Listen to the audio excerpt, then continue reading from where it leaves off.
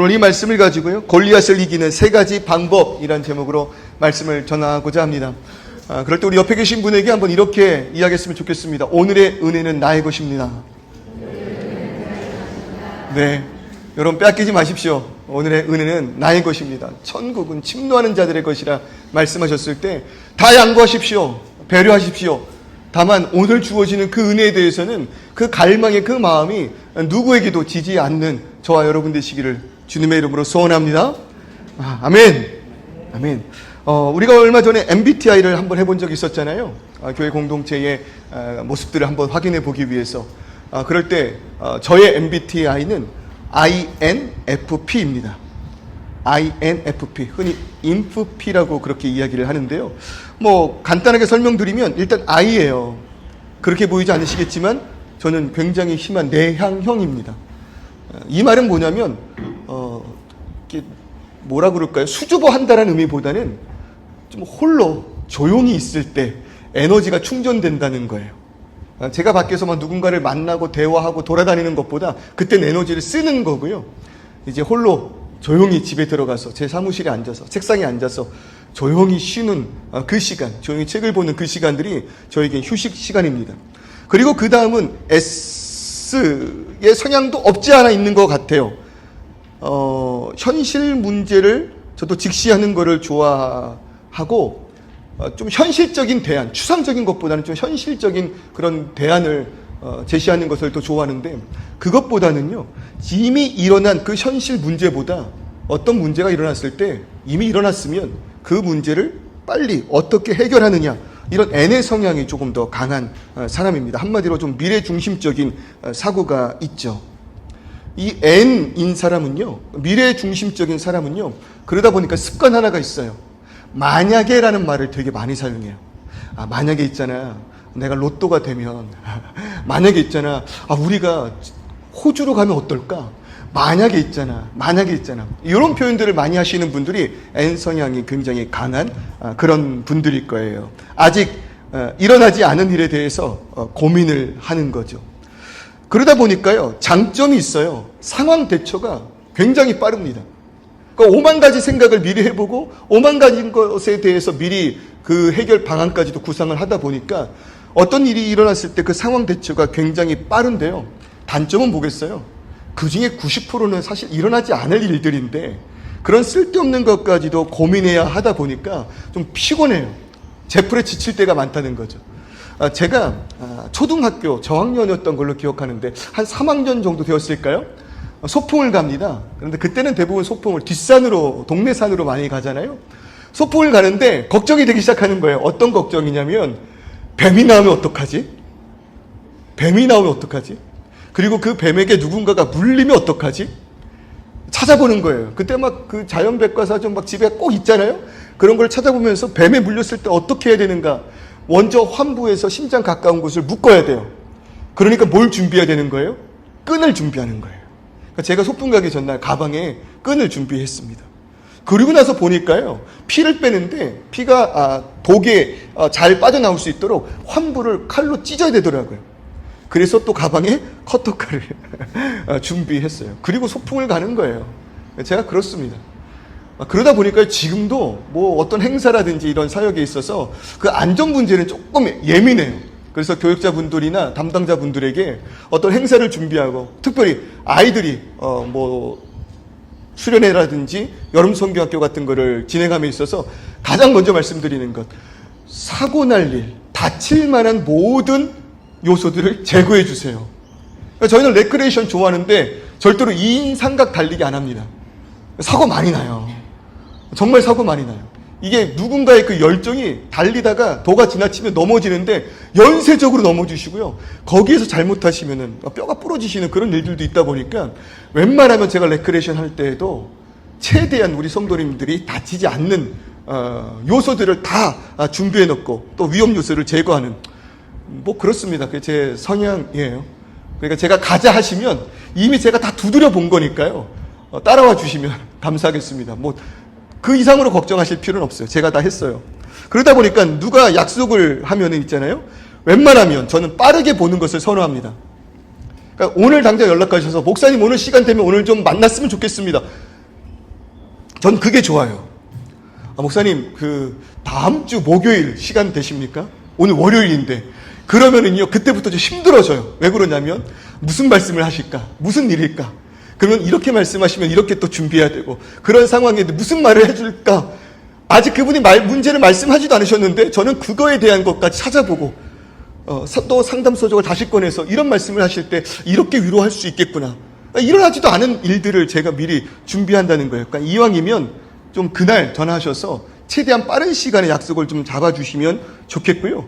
그게 불가능하면 제가 이런 문제로 만나려고 합니다. 이 일로 만나려고 합니다. 미리 말씀해 주시면 감사하겠습니다. 감사하겠습니다. 그러다 보니까요. 요즘에 고민이 좀 많습니다. 특히 이제 2026년도를 또 계획하고 준비하면서 교회에 대한 고민들이 많이 있는 것 같아요. 물론 하나님 인도하십니다. 할렐루야. 네, 우리들의 모든 삶 하나님 이끄십니다. 인도하시는 그 길을 믿고 순종하며 나아가면 된다는 거예요. 그런데 이 말이요, 그냥 넋놓고 있다가 그냥 이끄시는 대로 가면 된다는 뜻은 결코 아니라는 거죠. 오늘 이 시간에서 하나님께서 허락하신 그 모든 것들을 우리는 준비하고 또 예비하고 또 힘써 일해야 한다라는 거예요. 그러다 보니까 고민이 많아져요. 그 고민의 끝에 한계에 다다를 때가 있어요. 무언가 큰 벽들이 저를 막고 있는 듯한 그런 느낌이라는 거죠. 그래서 더 공부했어야 하는데, 더 노력할 걸 그랬어. 그런 후회가 요즘 있는 것 같아요. 마치 오늘 본문에서 우리가 이야기할 것처럼 골리앗 앞에 선 다윗과 같이 그 삶의 그 문제가 너무나도 크게 다가오는 순간들이 있다라는 거죠. 고민하고 또 고민합니다. 어떻게 해야 될까? 시뮬레이션을 그려보는 거예요. 어떤 식으로 이 일을 대처해야 될까? 어떻게 준비해야 될까? 정말 골리앗이 내 앞에 있구나. 너무나도 큰 벽, 내가 쉽게 무너뜨릴 수 없는 그 벽이, 그 장벽이 내 앞에 있구나. 그런 생각을 하다가요, 문득 떠오른 사실이 있습니다. 참 은혜였어요. 무슨 말이냐면요, 보세요. 불가능한 일 앞에 선 자들을 골리앗 앞에 선 다윗이라고 많이들 표현하는데, 정작 그 싸움의 승자가 누구입니까? 다윗이잖아요. 내 앞에 골리앗이 있어? 내 앞에 넘을 수 없는 장벽이 있어? 나는 그 앞에 너무나도 작은 소년 다윗 같아?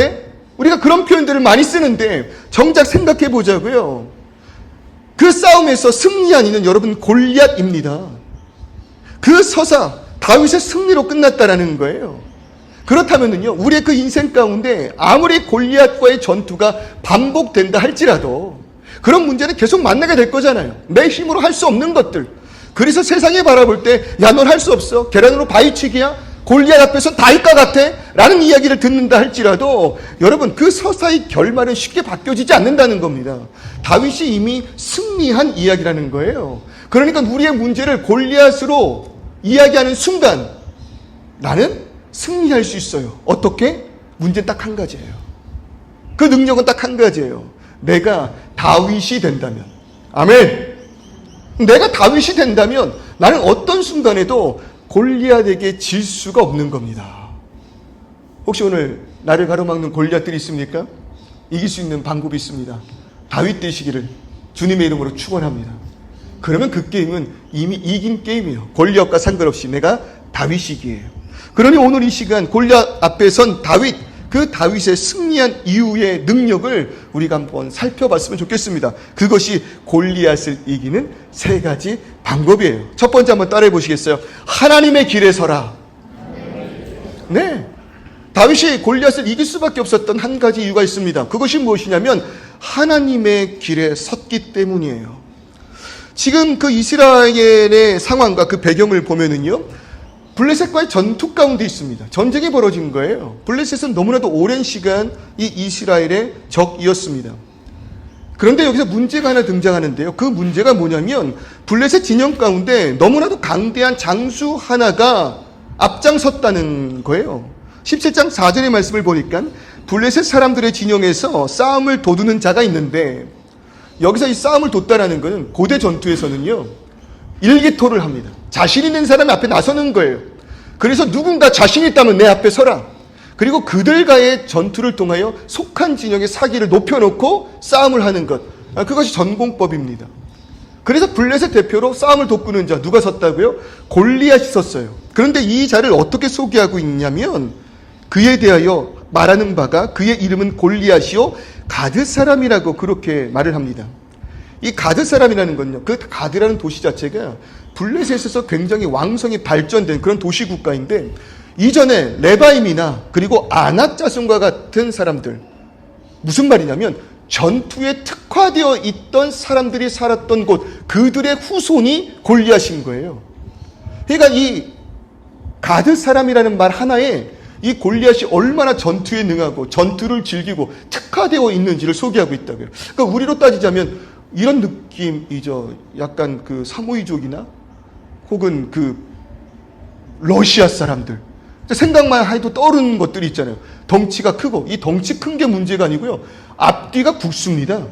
목이 굉장히 굵어요. 웬만한 타격에는 흔들리지 않을 것 같은 사람들. 그리고 그 성질이 조금은 더 포악하고 난폭하고 호전적인 그러한 사람들을 만난다면 무섭잖아요. 그런데 지금 골리앗이 그런 사람이라고 표현하고 있는 거예요. 그리고 그의 외형적인 모습을 이야기하는데 키가 6 규빗이래요. 요즘의 단위로 환산하면은요, 한 2m 97 정도? 거의 3m에 달하는 그런 신체의 능력을 가진 이가 골리앗입니다. 그런 자가 몸을 무장하고 이스라엘 군대를 향하여 조롱하고 있어요. 누가 쉽게 그 자리에 설 수 있겠습니까? 누가 쉽게요? 오늘 우리가 모인 곳에서 덩치로 제일 큰 거는 아마 우리 목사님이실 거예요. 키가 189 정도 된다고 하시더라고요. 189에 저 정도 떡대에 저 정도 몸매에 덩치에 인상을 가진 분을 밤에 만난다고 생각해 보세요. 저는 정말 하나님께 감사한 것 중에 하나가, 저도 이 자리로 인도하신 하나님께 감사하지만 우리 목사님도 만만치 않은 것 같아요. 하나님께서 목회자의 길로 인도하신 그 은혜가 얼마나 큰지, 뭐 그뿐입니까? 뭐 만만치 않으시고 다들 그러시잖아요. 쉽지 않다고요. 그런 이가 앞장서서 조롱하기 시작하는 것입니다. 8절의 말씀을 보니까 그가 서서 이스라엘 군대를 향하여 외쳐 이르되 너희가 어찌하여 나와서 전열을 벌였느냐. 야, 니네들이 뭐 하자고 지금 내 앞에 서 있는 거야? 싸워보자는 거야? 그렇다면 나오라 이거예요. 너희가 지금 전쟁을 하자고 나온 것이라면 담대히 덤비라 이것이죠. 나는 블레셋 사람이고 너는 사울의 신복이 아니냐. 너희가 이야기할 때 나는 이방인이고 너희는 하나님의 사람들이 아니냐. 고대의 전쟁은요, 사람의 열심도 있지만 신과 신들의 대결로 그들은 생각했다고요. 그러니까 나는 우리의 신을 대표하여 이 자리에 섰는데 너희들은 그 왕을 대표하여 그 신을 대표하여 아무도 내 앞에 서는 이들이 없느냐. 내가 너희를 이긴다면 너희는 나의 종이 될 것이고 우리가 만약에 너희에게 진다면 우리가 너희의 종이 되겠지. 아무도 나설 수 없는 그런 상황 가운데 이스라엘 진영이 조용합니다. 그리고 그 침묵이 계속해서 이어지고 있는 그런 상황 속에서 다윗이 나타납니다. 그때 당시는요, 참 재밌게도요, 병사들의 그 군량 있잖아요. 전쟁에 동원돼서 그들이 먹고 마셔야 될 것들을 자체 준비했대요. 스스로 준비했대요. 물론 국가가 어느 정도 뒤를 봐주긴 했지만 스스로 전쟁에 임할 때 자기가 먹을 것 마실 것을 미리 준비하는 거예요. 그런데 전쟁이 생각보다 길어지고 있는 거예요. 대치 구도가. 왜요?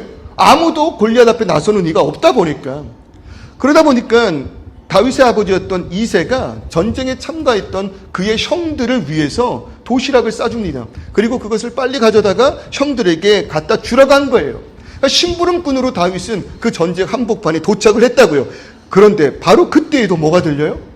골리앗이 이스라엘 진영을 향하여 외치는 조롱 소리가 들리는 거예요. 그러니까 전쟁터에 심부름을 하러 온 다윗이 그 소리를 듣습니다. 그리고 그 소리를 들은 다윗이 분노하기 시작했어요.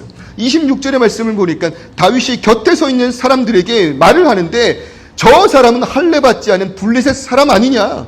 그런데 그가 누구이기에 살아계시는 하나님의 군대를 지금 모욕하고 있느냐.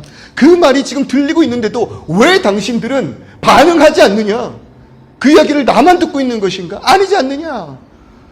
왜 이러고 있는 거예요? 왜 아무도 반응하고 있지 않은 거예요? 왜 지금 저를 물리치러 나서지 않고 있는 거예요? 다윗이 그 말에 흥분하고 분노하는 마음으로 주변을 향하여 그렇게 말을 하였다는 거죠. 그러더니 그 말을 들은 다윗의 큰형 엘리압이 하는 그 말이 무엇입니까? 다윗이 그 사람들에게 하는 말을 엘리압이 듣고 그가 다윗에게 오히려 노합니다. 화를 냅니다. 그러면서 하는 말이 내 교만과 내 마음의 완악함을 나는 안다. 너는 지금 전쟁을 구경하러 왔어. 그렇게 그 엘리압이 다윗을 꾸짖었다고요. 그 말의 의미가 무엇일까요? 그 뜻이 무엇일까요? 그의 속마음을 한번 들여다보자면 네가 뭘 안다고 그래. 양이나 치던 주제에 무슨 전쟁에 대한 이야기를 하고 있는 거야. 너 전쟁이 뭔 줄 알아? 너 같은 놈이 전쟁이 뭔 줄 알아? 전쟁의 어려움도 모르는 주제에 감히 지금 나서서 우리를 조롱하고 있는 거야? 다윗은 조롱한 적이 없어요. 그냥 저 말에 대하여 왜 아무도 분노하지 않느냐라는 그 말에 긁힌 이들이 있다고요. 침묵한 이들이 마음에 긁힘이 있었어요. 그러니 오히려 다윗을 꾸짖는 거예요. 너는 지금 안전한 곳에 있으면서 구경하러 온 주제에 감히 그런 말을 우리에게 하냐고. 여러분 보십시오. 다윗은 지금 골리앗에 대하여 분노합니다. 그런데 엘리압의 분노는 골리앗이 아니에요. 이스라엘 진영의 사람들은 골리앗에 대하여 분노하지 않아요. 오히려 그의 화를 돋굴까 두려워할 뿐이에요. 오히려 자신들의 머뭇거림을, 자신들의 나약함을 꾸짖고 있는 다윗을 향하여 분노하고 그를 꾸짖고 있다는 거죠. 어떤 차이가 있는 것일까요? 이들의 차이가 무엇일까요? 여러분 보십시오. 엘리압과 이스라엘 군대는요, 그렇게 건장하고 위대하고 싸움 잘할 것 같은 골리앗의 외형에 집중하고 있는 반면 다윗은 그거와 상관이 없어요. 그것에 관심이 없어요. 오직 하나님의 영광스러움에 집중을 하고 있다는 겁니다. 그러니까 외형적으로는 다윗도 상대가 안 되겠죠. 그러니까 이스라엘 진영에 있는 군인들은 외형적으로 싸움도 하기 전에 이미 패배를 시인한 거예요. 이길 수 없다는 것을 현실로 받아들였다고요. 이미 패배를 받아들였어요. 그들의 한계가 드러났습니다. 그리고 나서는 하는 그 패배의식이 무엇이냐면 자신들을 이해시키고 있어요. 우리가 못합니다. 우리가 싸울 수 없습니다. 그건 불가능합니다. 이 상황을 좀 보십시오. 이거는 안 되는 겁니다. 스스로를 납득시키고 있다고요. 그리고 주변 사람들에게까지도 패배의 논리를 전파해요. 지금 엘리압이 하는 이야기가 온통 두려움의 언어 아닙니까? 변명의 언어예요. 다윗의 말을 듣고 다윗을 꾸짖는데 다윗에게 하는 그 모든 이야기가 두려움과 변명, 패배의 언어였다라는 겁니다. 우리 주변에도요, 내 주변에도요, 혹은 나도요, 그런 말을 사용할 때가 있어요. 무엇을 보고? 외형을 보고. 싸워보기도 전에, 해보기도 전에 안 된다고 규정하는 분들이 계시다는 거죠. 불평이 많은 분들을 여러분 너무 가까이 두지 마세요. 물론 그런 분들이 필요합니다. 그러니까 우리가 옳다, 맞다, 자신감을 가지고 나아가는 일에도요, 누군가들이 잠시 멈춰 세울 수 있어야 될 거예요. 그리고 이거는요, 저거는요, 이건 확인해 봤어요? 이건 아니잖아요. 저건 아니잖아요. 말씀하시는 분들을 통해 우리는 더 견고해질 거예요. 그런데 그것이 습관이 되어 계시는 분들이 있다고요. 모든 상황 속에서 보여지는 것만으로 인하여 매사에 부정적인 것을 먼저 보는 자들 옆에 있으면은요, 그런 분들과 함께 하면은요, 이게 전이가 됩니다. 전이가 돼요. 우리도 스스로 무너지고 그것을 인정하는 자리에 서게 된다는 거예요. 한계 앞에서 패배감이 모든 군대에 물들어 버렸습니다. 우리는 질 수 없다. 그러니까 승리할 수 없으니 더 이상 이 싸움은 무의미하다라고 이야기할 때 다윗의 입장은요, 아이러니하게도 승리하는 것에 관심이 없어요. 이 전쟁을 어떻게 하면 승리할 수 있을까?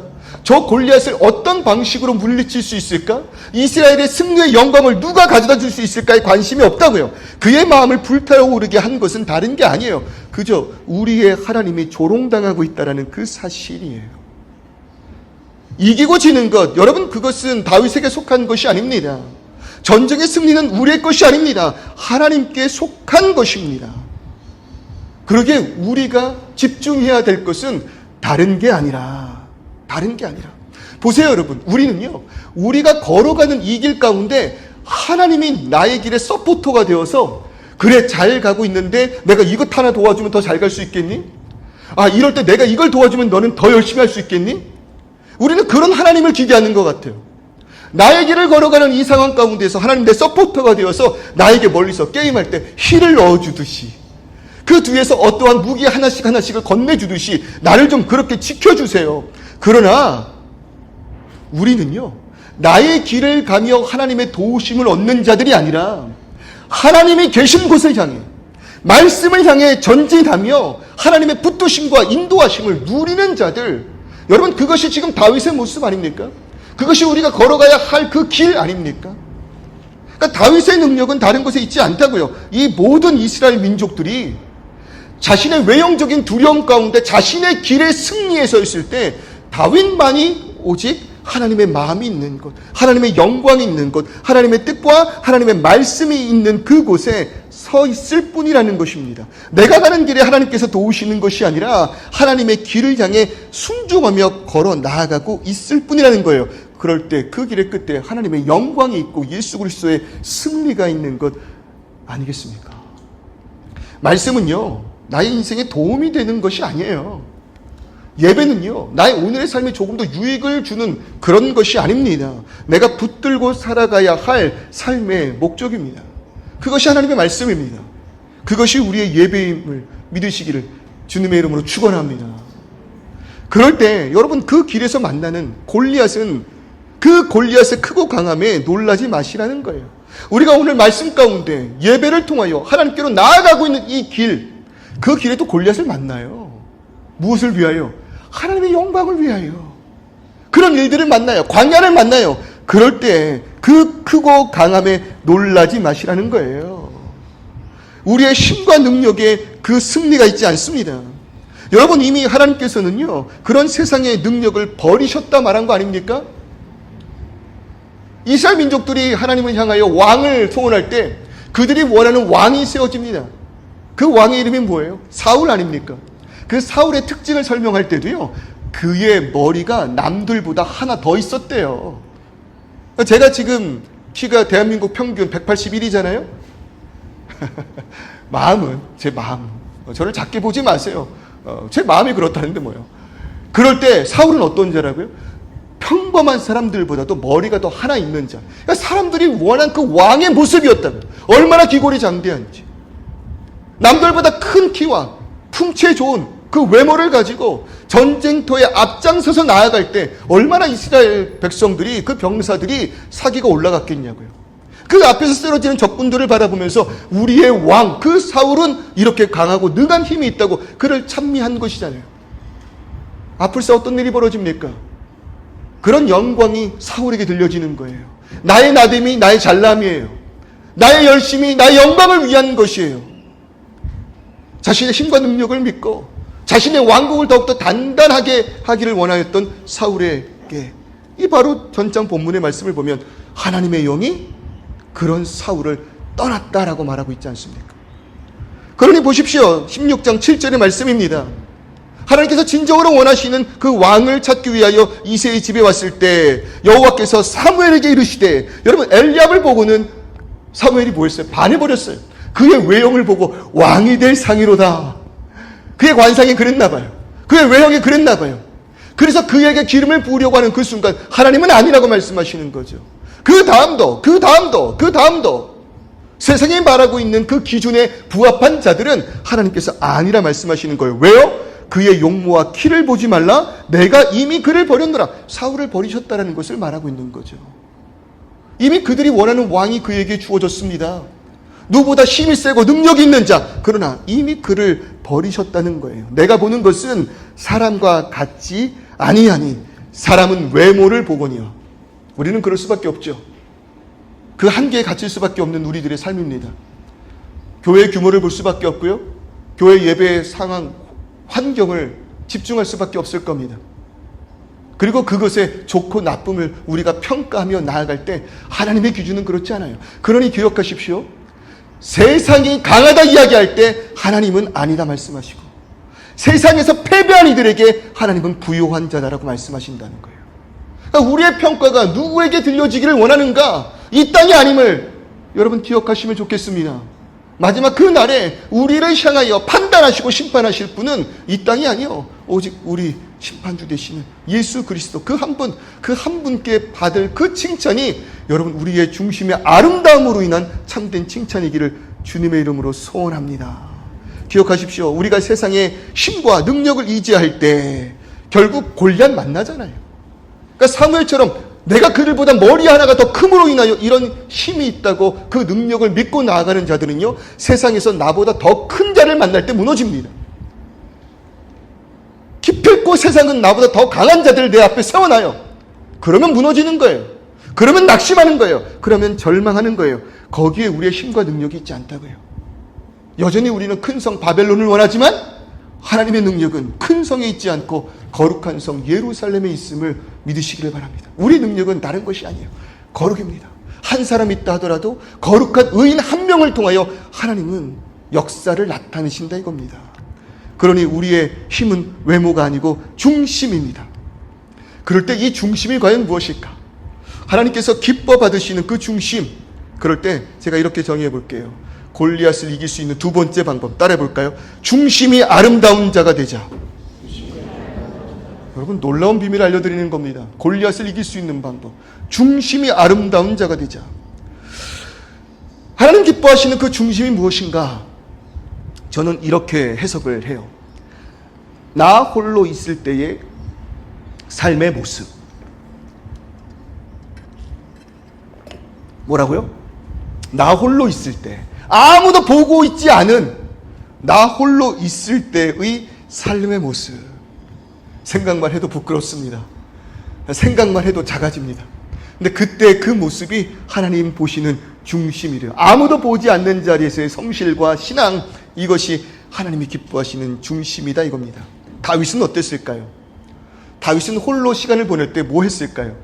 성경은 그가요, 양을 치는 자였다라고 이야기를 합니다. 그런데 양을 치는 이유가 다른 게 아니에요. 막내이기 때문에 그래요. 막내이기 때문에. 사무엘이 이새의 집에 왕이 될 사람에게 기름을 부으기 위하여 왔고, 이 가정에 아들들이 있습니까? 다 모아주세요라고 말을 했음에도 불구하고 이새는 다윗을 부르지 않았습니다. 그러니까 사무엘이 이새야 그 아들들을 바라보면서 이 사람입니까? 이 사람입니까? 이야기할 때 하나님 아니시라는 거예요. 그들의 중심을 볼 때 그들은 아니라는 거예요. 근데 다 소개가 됐잖아요. 당황한 사무엘이 이 집의 아들이 이것밖에 없냐고 물었을 때 이새가 이야기를 합니다. 아직 있다고. 한 명이 있다고. 양을 치는 막내가 남아 있습니다. 막내가 남았는데 그는 양을 지킵니다. 그렇게 말을 했다고요. 근데 여기서 좋은 말로 막내라고 해석을 했죠. 이 막내라는 단어가요, 히브리어로 하카톤이라고 이야기하는데 직역하면 하찮은 놈, 그러니까 쓸모없는 놈. 무슨 말이냐면, 한 명 있는데요, 쓸모가 없어서 양이나 지키고 있는 아이가 한 명 있습니다. 이것이 아비가 평가한 다윗인 거예요. 그 집안에서 다윗의 위치인 거예요. 그러니까 다윗은 양이나 돌보는 자, 다윗은 형들이 전쟁터에 나갔을 때 그저 그 심부름이나 하는 자 정도로 여겨졌다라는 것입니다. 그런데 놀라운 것이 무엇이에요? 그런 다윗의 중심을 하나님께서 아름답다 그렇게 말씀하셨다는 거죠. 그런 다윗을 택하셨다라는 거예요. 그는 이 땅 가운데 부름받지 못하였고 아비에게 선택받지 못한 하찮고 쓸모없는 자였지만, 그래서 떨어져 양을 치고 심부름이나 하는 그런 자였지만, 그러나 그 가운데에서 다윗의 모든 삶은 하나님을 의지하고 하나님을 붙들며 하나님의 주권에 순종하였던 자라 이것입니다. 그러니 보세요. 양을 치는 것, 이런 하찮은 일을 담당하게 되실 때 우리들의 모습은 어떠합니까? 불평합니다. 불만합니다. 난 이 정도가 아닌데, 난 이럴 사람이 아닌데, 난 이 정도 교회에 있을 만한 사람이 아닌데, 난 이런 사역을 하고 있을 만한 사람이 아닌데 나에게 왜 이렇게 하찮은 것을 맡길까? 그러나 다윗 보시라고요. 자기에게 맡겨진 그 양떼를 돌보는 일에 모든 인생을 바칩니다. 그것이 자신의 사명인 거예요. 그러니 말씀을 한번 보시면은요, 17장 34절, 35절을 보시면 다윗이 사울에게 말하되 주의 종이 아버지의 양을 지킬 때에 사자나 곰이 와서 양떼 새끼를 물어가면, 양을 지키는 자였고 그들을 돌보는 자였는데 가끔 사자나 곰이 나타났대요. 그리고 그 양 중에 새끼들을 물어갔다 이것입니다. 여러분, 그런 문제가 우리가 일하는 이곳에서 생겨나면 어떻게 될까요? 그것도 내가 하찮게 여기는 그런 순간 속에서, 이 일을 내가 왜 하는 거야? 난 이 정도 사람 아닌데 나 왜 이렇게 쓰는 거야? 이야기하고 있을 때 여러분, 이런 큰 무시무시한 일이 벌어졌다고 생각해 보세요. 손 놓는 거 아닙니까? 도망치는 거 아니에요? 내가 할 수 없는 일이라고, 내가 이런 일에 이렇게까지 쏟아 부을 정도는 아니라고 그렇게 이해하지 않겠습니까? 근데 다윗을 보시면은요, 내가 따라가서 그 양을 사자가, 곰이 물어가면 그것을 따라가서 치고 그 입에서 새끼를 건져내었다 말하는 거예요. 그것들과 싸웠대요. 쉬울까요, 이런 일들이? 사자와 싸운다 생각해 보십시오. 곰과 싸운다 생각해 보십시오. 다윗이 지금 이 골리앗같이 강대한 용사가 아니지 않습니까? 33절의 말씀을 보니까 사울이 다윗을 이렇게 평가해요. 너는 소년일 뿐이고 골리앗은 어려서부터 용사였어. 그러니까 그 소년의 외형이 초라한 거예요. 그런데 그가 사자와 싸웠대요.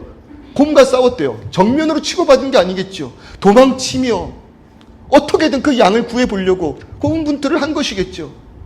구르고 맞고 피 흘리고 깨지고 상처가 남에도 불구하고 그는 어떻게든 그 양떼를 지켜냈다라는 거예요. 왜요? 그것이 자신의 사명이기 때문에, 내가 있는 그 자리 하나님이 인도하신 줄을 믿고 만족하며 감사하는 거예요. 그러니 생명을 바칠 수 있는 것이죠. 왜? 그의 중심에 하나님이 계시고 하나님이 인도하시며 나의 모든 삶을 주관하시는 분이 하나님이심을 깨달았기에, 그러니 철저하게 그는요 자신을 무엇이라 고백합니까? 36절의 말씀을 보니까 주의 종이라고 말하고 있다고요. 나는 뭐예요? 하나님의 종일 뿐이라는 거예요. 지난주 말씀을 통해서 이야기하자면 일꾼, 배 밑에서 노를 저을 뿐인 그 일꾼이라는 거예요. 내가 선장이 아닙니다. 선주가 아닙니다. 그저 나아가자 이야기할 때 노를 젓는 그러한 종일 뿐이다. 다윗도 같은 고백을 하고 있는 것입니다. 오늘 이 자리에 우리가 살아가고 있을 때 하나님의 이끄심을 믿는 자들만이 이러한 모습, 이러한 성실, 이러한 감사, 이러한 만족을 나타낼 수 있다고요. 내가 원하는 자리 아니지만, 내가 생각한 만한 그런 가치 있는 일이 아니지만, 그러나 나의 삶을 하나님이 인도하신다면 오늘 나를 이 자리로 이끄셨을 때 여기에서 내가 할 수 있는 최선을 다하는 것, 그것이 하나님을 인정하는 자들의 삶의 모습이라 이것입니다. 그것이 다윗의 사명이었다고요. 그럴 때 우리의 삶을 돌아봤으면 좋겠습니다. 나는 지금 내가 속한 그곳에서 하나님의 영광을 나타내고 있습니까? 여러분, 우리 모두에게 본업이 있습니다. 각자 저마다 다른 직업을 갖고 계시겠지만 우리에게는, 성도에게는 본업이 있다고요. 우리가 각 자리에서 여러 가지 일들을 하며 세상 가치 기준으로 저마다 평가받고 있을지는 몰라도 우리의 본업은 복음을 증거하는 것입니다. 학생이든 직장에서 일을 하든 들에서 양을 치든, 심지어 보십시오. 사도행전 11장 19절의 말씀을 보니까요, 스데반의 일로 도망쳤던 그 성도들이 도망치는 와중에도 뭐예요? 복음을 전거했대요. 말씀을 전하였대요. 그러니 그곳에 안디옥 교회가 세워진 거 아닙니까? 이방 교회들이 그렇게 세워진 거 아닙니까? 도망치는 와중에도 그들은 본업을 한 거예요. 내가 오늘 이 자리에 속하였을 때 나는 이 전공이 아닌데, 나는 이 정도 일을 할 만한 사람이 아닌데, 여러 가지 가치와 판단과 생각이 있을지언정 우리의 본업은 복음을 위한 자들이라고요. 그러니 도망치는 현장에서도 말씀을 증거할 때, 우리가 속한 그 모든 곳에서 하나님의 영광을 위하여 살아갈 때 세상 끝까지 내 증인이 되리라, 그 말씀의 뜻이 이루어지는 거 아닙니까? 시대적으로 그들이 생각했던 세상의 끝 스페인까지 가서 복음을 증거해야 돼, 그것이 물리적으로 오늘 우리에게도 적용이 되어서 땅 끝까지 미종족 지역으로 선교 가는 거 너무 귀한 일이에요. 그런데 세상 끝이라는 것이 지역적인 의미만 있는 것이 아니라 우리가 속한 모든 상황, 부한 곳, 미천한 곳, 아픈 곳, 힘든 곳, 영광받는 곳, 인정받지 못하는 곳, 그 모든 상황, 그것이 세상 끝 아니겠어요? 그런 상황에서 우리가 할 일은 증인이 되는 것, 예수 그리스도의 향기를 나타내고 하나님의 영광을 위하여 살아가며 우리의 모든 삶의 모습을 통해서 복음을 증거하는 것. 기억하십시오. 우리를 복음을 위하여 부르셨습니다. 그러니 그 자리에 충성하는 거 아니에요. 그 양 한 마리 뭐라고. 그러나 그렇지 않아요. 하나님이 나로 이 일을 하게 하셨다면 내 목숨 다하여 그 양을 지켜내는 것이 하나님께 하는 영광스러운 일이라 이것입니다. 무엇보다도요, 핵심의 그 말씀이 있어요. 37절의 말씀을 보니까 또 다윗이 이르되 그 모든 일을 행해 나아가는데 그의 고백을 들어보세요. 여호와께서 나를 사자의 발톱과 곰의 발톱에서 건져내셨은즉 이라고 이야기한다고요. 그러니까 이 모든 인도하심 가운데 이 일을 하게 하셨을 때 이 일에 열심을 다하여 승리를 맛봤잖아요. 사명을 맛봤잖아요. 그런데 그 모든 일의 능력이 누구로부터 나온 것이라고 고백하는 겁니까? 여호와께서 나를 사자의 발톱과 곰의 발톱에서 건져내셨은즉. 핵심이 뭐냐면요, 내가 아닌 거예요. 여러분, 내가 해야 된다라고 믿는 순간 그 일의 한계는 나의 힘과 능력, 경험일 것입니다. 그러나 이것이 주께서 허락하신 힘과 능력이라면 여러분, 우리의 주님은 전지하시고 아멘, 전능하신 분 아니겠습니까? 그의 힘과 능력으로 이 일을 행하는 거예요. 그러니까 우리가 볼 때는 불가능한 일입니다. 우리가 볼 때 할 수 없는 것들입니다. 그러나 우리의 힘과 능이 아니라 주의 영으로 이루어질 줄 믿습니다.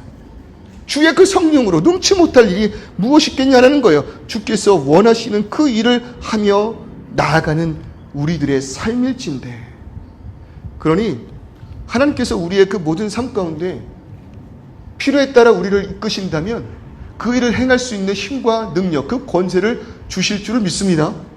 그러니 가시는 그 모든 길, 갈 수 있느냐 없느냐의 문제가 아니라 하나님께서 원하시는 길이냐 원하지 않느냐, 우리는 그것만 고민해 보면 된다는 거예요. 그 일을 할 수 있느냐 없느냐, 그거는 하나님의 역할인 것이고, 하나님께서 원하시는 그 길에 우리가 서기를 소원하며 나아갈 때 하나님은 우리에게 허락하시는 그 힘과 능력을 통하여 그 모든 상황 가운데 주께서 나를 건지셨음의 구원의 역사를 누리게 할 줄 믿습니다. 그러니 다윗에게는요, 다를 바가 없는 겁니다. 다를 바가 없어요.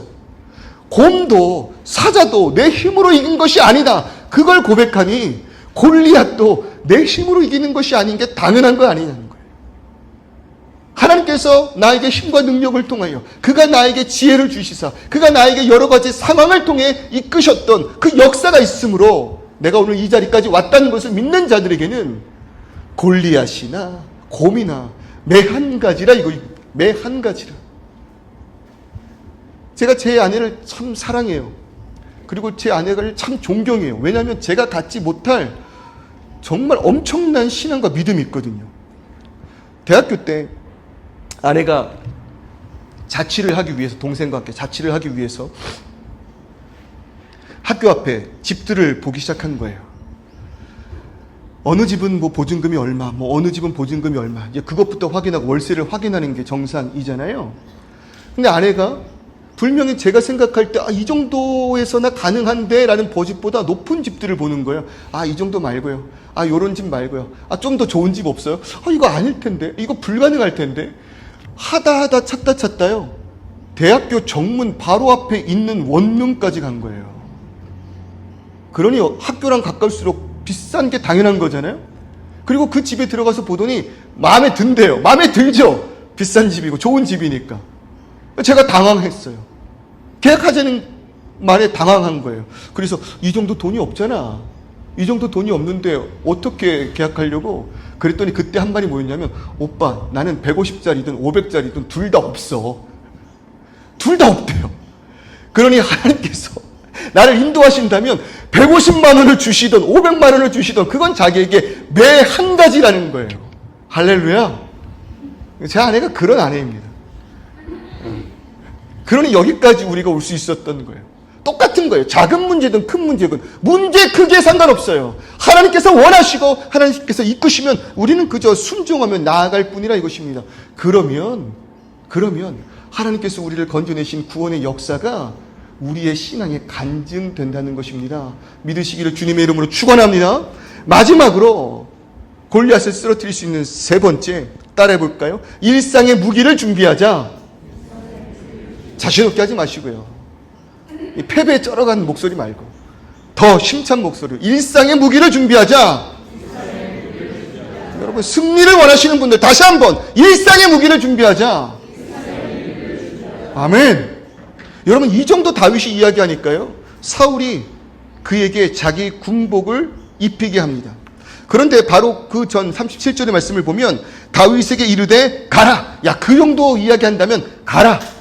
여호와께서 너와 함께 계시기를 원하노라. 근데 이 말투가요, 기대와 희망에 찬 말투보다는 조롱하고 있는 거예요. 야, 나도 그런 은혜 맛봐봤어. 야, 나도 그거 뭔 줄 알아. 그래 한번 가봐. 여호와께서, 그래, 네가 믿는 그 여호와께서 너와 함께 있기를 원하노라. 비웃고 있는 거예요. 그러면서 사울이 자기 군복을 다윗에게 입혔습니다. 노트구를 그의 머리에 씌우고 또 그에게 갑옷을 입히고 칼을 군복 위에 차게 했다는 거예요. 이왕 나가는 것, 쪽팔리지 않게 나가라는 거죠. 그래도 골리앗 정도를 마주하는데 그런 몰골로 가지 말고 최고의 것으로 무장하여 나가라는 거예요. 이것이 세상의 논리라는 거죠. 가장 좋은 것, 가장 크고 강한 것으로 싸우려고 하는 그러한 모습. 그런데 보시라고요. 스포츠를 보면은요, 프로라고 구분되는 선수들이 있습니다. 그런 분들은요, 결코 중요한 시합에 새로운 장비를 착용하지 않습니다. 결코 그렇지 않아요. 저도 나름 엘리트 운동을 했잖아요. 그리고 저희 교회에는 프로 운동 선수분들이 계셔요. 물어보세요. 정말 중요한 곳에, 야, 이게 정말 좋대. 요즘 이게 유행이래. 이거 정말 기능성이래. 처음 보는 것을 착용하고 절대 나가지 않아요. 그것이 비싸다 한들, 정말로 대단한 물품들 안 쓴다고요. 왜요? 일상에서 나에게 익숙하여져서 내가 잘 다룰 수 있는 것, 편한 것, 그리고 그것을 통한 연습의 성과를 내가 믿기 때문에 자신감을 가지고 익숙한 것을 향해 나아간다는 거예요. 비싼 장비라고, 유명한 사람이 사용한 것이라고 그것을 그냥 사용하는 사람들을 이렇게 구분합니다. 아마추어라고요. 야, 이게 좋대. 아, 그 장갑 껴볼까? 이 신발이 좋대. 그럼 그 신발에 신고 뛰어볼까? 발에 맞지 않아도 그래도 이거 누가 말한 거야. 그냥 그 신발을 신고 뛰는 거예요. 그런 사람들을 우리는 아마추어라고 이야기한다고요. 내 몸에 맞는 것들, 그리고 그것이 일상에서 검증되어지고 여러 연습을 통하여 그것이 체득되어 시합에 나아갈 수 있는 자들을 프로라고 그렇게 이야기를 합니다. 일상에서 나에게 익숙하여진 것만큼 중요한 순간에 큰 능력이 되는 것이 없기 때문에 그래요. 그리고 더 나아가서 운동할 때 이미지 트레이닝이라는 것을 많이 해요. 상대가 이렇게 차면 나는 이렇게 빠졌다가 이렇게 따당 치면 내가 이길 수 있겠지. 혹시 이렇게 반격을 하면 나는 한번 빠졌다가 이런 식으로 발차기를 해야 될 거야. 그날에 많은 관중들이 와서 긴장할 텐데 그 긴장도를 미리 생각해보고 그럼에도 불구하고 이렇게 호흡해서 그 시합 동안에 긴장하지 않도록 해야겠다. 여러 가지 그런 시뮬레이션을 그려보는 이미지 트레이닝이 굉장히 중요하다는 거죠. 지금도 그래요. 그래서 저는 아까 말씀드린 것처럼 매 순간 그런 것들을 먼저 생각해 보고 있는 것 같아요. 보십시오. 다윗이 정말로 무시무시한 골리앗과 대결을 앞두고 있습니다. 사울은요, 그에게 자신이 생각할 때 가장 좋고 강한 것으로 전쟁터에 임하라고 이야기할 때 다윗은 그것을 입어봤어요.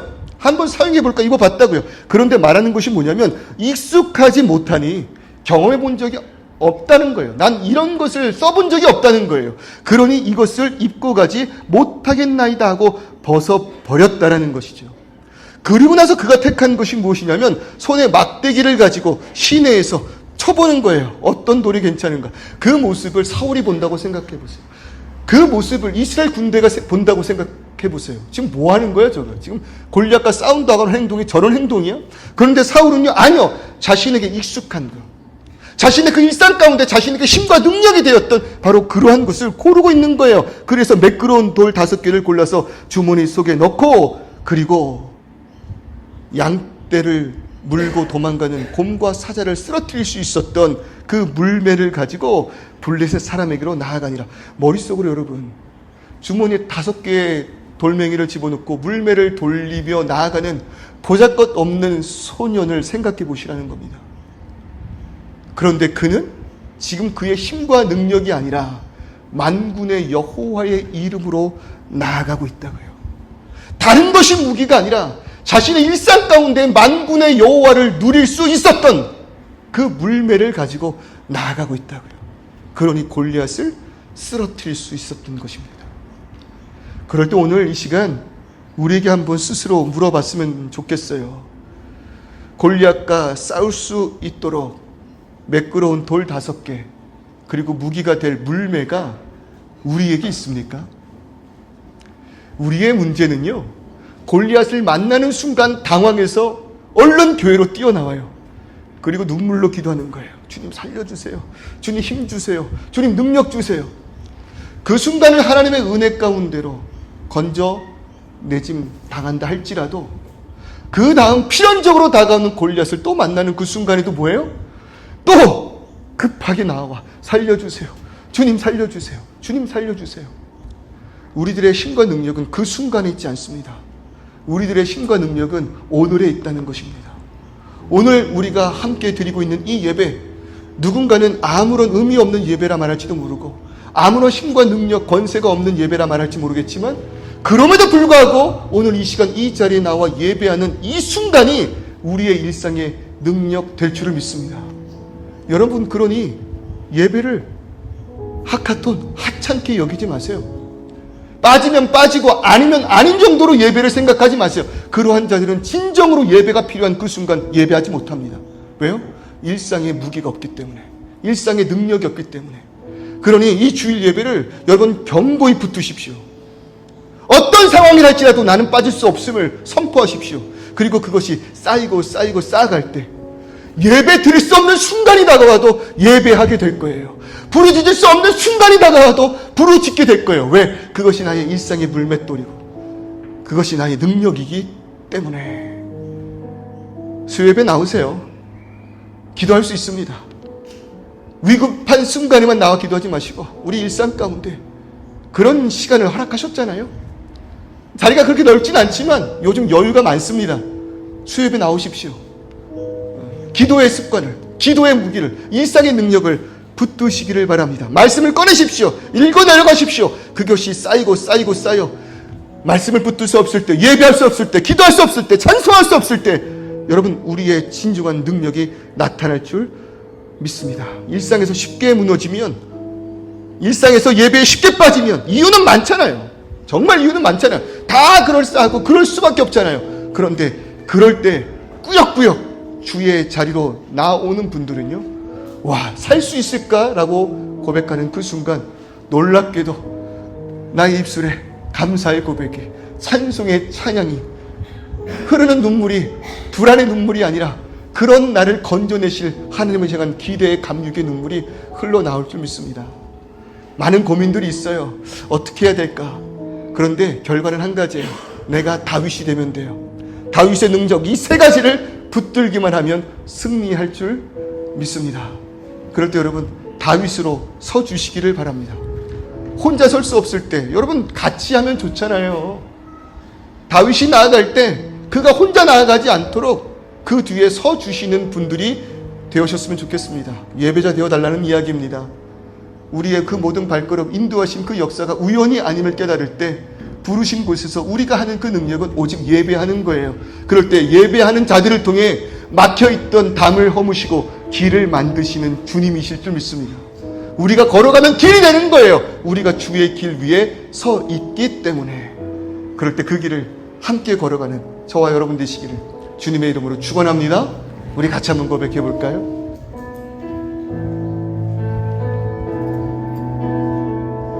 따스한 성령님, 따스한 성령님, 마음으로 보내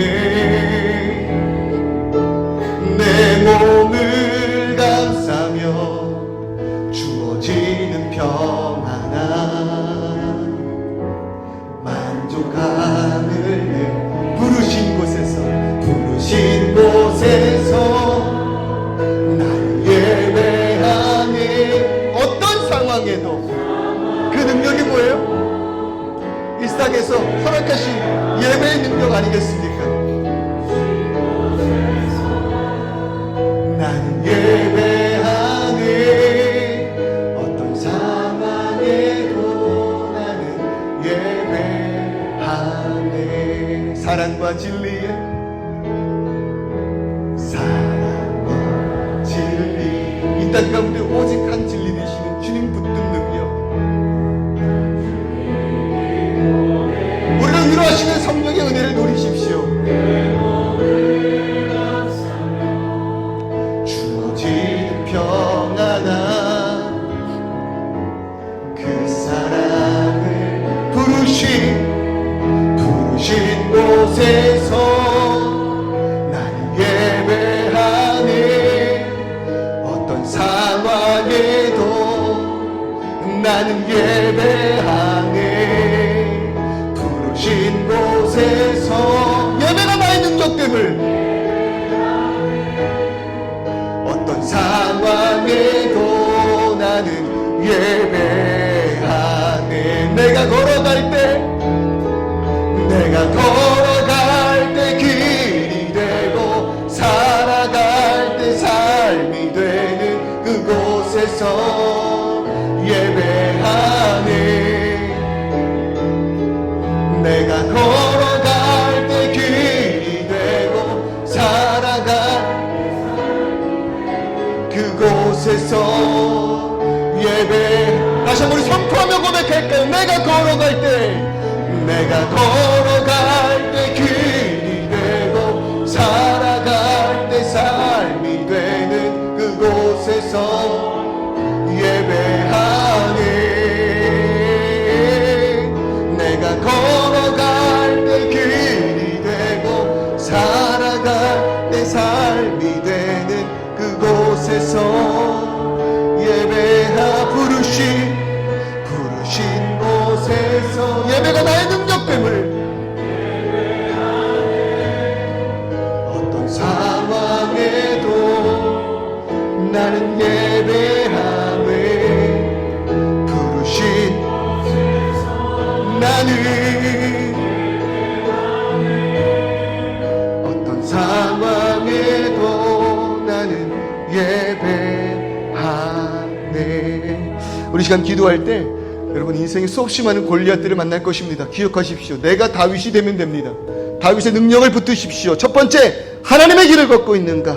두 번째, 홀로 있음의 중심이 아름다운가?